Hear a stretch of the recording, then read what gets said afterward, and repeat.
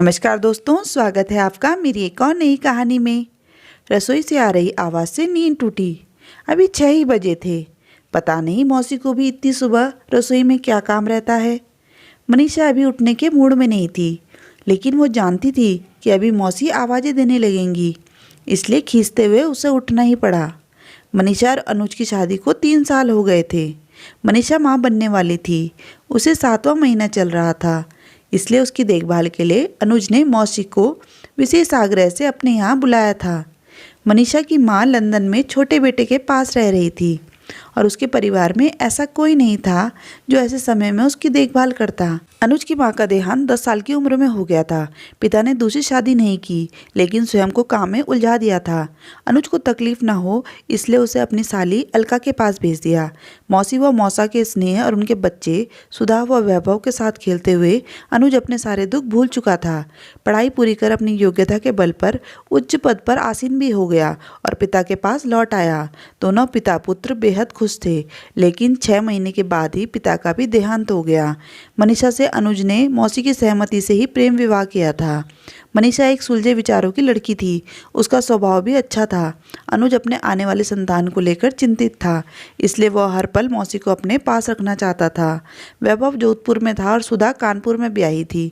सभी दायित्वों से मुक्त हो अब वे अपने इस बेटे को सहयोग देने के लिए आ पहुंची थी। मनीषा आजकल बहुत परेशान रहती थी। कुछ दिनों से दोपहर के समय जब वो सोती तो रसोई से देसी घी और मेवे की खुशबू आती, लेकिन शाम को रसोई में किसी भी चीज़ का नामो निशान न रहता। वह संकोचवश मौसी से कुछ पूछ भी नहीं पाती थी। कभी कभी दोपहर को मौसी बाजार जाती। वे क्या लाती, कहाँ रखती, आज तक उन्होंने बताया न मनीषा ने पूछा, लेकिन वो जानती थी कि कुछ गड़बड़ जरूर चल रहा है। एक दिन अनुज के सामने ही वो मौसी से तपाक से पूछ बैठी, आज दोपहर में आपने क्या खरीदारी की? मौसी ने जवाब दिया, सुधा के बच्चे के लिए कुछ सामान लेना था, वही लेने गई थी। और इस तरह उन्होंने बात को टाल दिया। उसी दिन से मनीषा उनसे चिढ़ने लगी थी।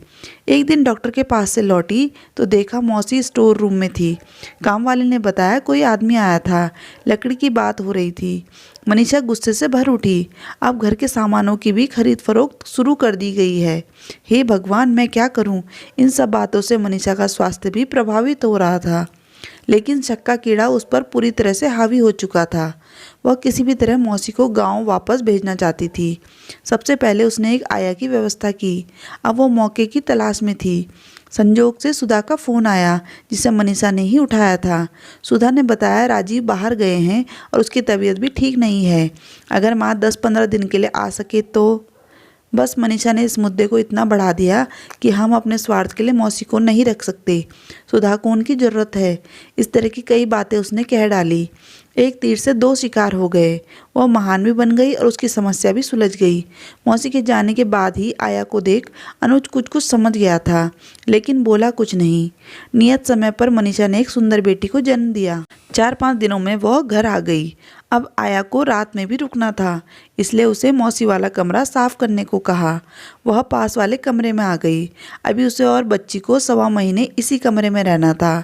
उसके पश्चात दोनों की शुद्धि पूजा तथा बेटी का नामकरण होना था। ये सारे नियम मौसी समझा कर गई थी, इसलिए अनुज ने वैसी ही व्यवस्था की थी। मनीषा लेटने जा ही रही थी कि अनुज ने उसे एक लिफाफा दिया और कहा, मौसी ने दिया था, कहा था जिस दिन तुम घर आ जाओ उसी दिन तुम्हें दूं। इतना कहकर अनुज बाहर चला गया। मनीषा ने लिफाफा खोलकर पत्र पढ़ना शुरू किया। प्रिय बेटी मनीषा, आज तुम माँ बन गई हो, बधाई। मुझे पोता हुआ है या पोती, जो भी है उसे ढेरों आशीष। बेटी मुझे माफ़ करना, मैं तुम्हारे साथ नहीं रह पाई। मैं तो शुद्धि पूजा के बाद ही जाना चाहती थी, लेकिन सुधा के लिए पहले ही जाना पड़ रहा है। मेरे कमरे में तुम्हें वो सारी चीज़ें मिल जाएंगी जिसकी ज़रूरत है। बेटा, ये सारी चीज़ें तुमसे छुपा कर रखनी पड़ी। कहते हैं जन्म से पहले कुछ खरीदारी नहीं करनी चाहिए, इसलिए मैंने सुधा के बच्चे के नाम से ही ये सारी चीज़ें जुटा ली थी। तुम्हारे लिए लड्डू बना कर रखे हैं। डॉक्टर ने गरिष्ठ खाने से मना किया था, इसलिए चखा भी नहीं पाई। हाँ, पूजा वाले दिन के लिए बच्चे का पालना उसके दादाजी की आराम कुर्सी से बनवा कर रख दिया है। उसे उसी पालने में डालना। दादाजी का आशीर्वाद भी तो जरूरी है। मैंने अनुज को सब बता दिया है। अपना ख्याल रखना। जाना जरूरी है, इसलिए जा रही हूँ। तुम्हारी मौसी अलका। पत्र समाप्त हो चुका था। आया सिर के पास सारा सामान लेकर खड़ी थी। जनवरी के इस ठंड में भी मनीषा पसीने से लथपथ हो रही थी। उफ, कितने छोटे मन की थी मैं। जो मौसी रात दिन मेरे और मेरी संतान के लिए सोचती रही, उन्हें ही घर से भगाने के लिए मैं हरदम परेशान रही। तभी अनुज मोबाइल लिए अंदर आए। मौसी का फ़ोन था। औपचारिक बातें हुई। मनीषा के मुंह से आवाज़ नहीं निकल रही थी। अंत में उसने इतना ही कहा, जब तक आप नहीं आएंगी आपकी पोती का नाम नहीं रखा जाएगा। आपको मेरी कसम, जो मना किया। मौसी ने हंसकर कहा, अरे मैं तो ऐसे ही आ जाती, इसमें कसम देने की क्या ज़रूरत है। अनुज को आश्चर्य में छोड़ मनीषा सोच रही थी, तन से और नियम से तो वो 1.25 महीने बाद शुद्ध होगी, लेकिन उसकी आत्मा का शुद्धिकरण आज ही हो गया है। आया के हाथ से मौसी की बनाई रजाई लेकर उसने बिटिया को उड़ा दी। दोस्तों, आज की कहानी के बारे में आपके क्या विचार हैं, हमें कमेंट में ज़रूर बताइएगा। अगर आपने हमारा चैनल अभी तक सब्सक्राइब नहीं किया है तो ज़रूर सब्सक्राइब कर दें और बेल आइकन भी प्रेस कर दें, जिससे आपको हमारे लेटेस्ट वीडियोस के नोटिफिकेशन मिलते रहें।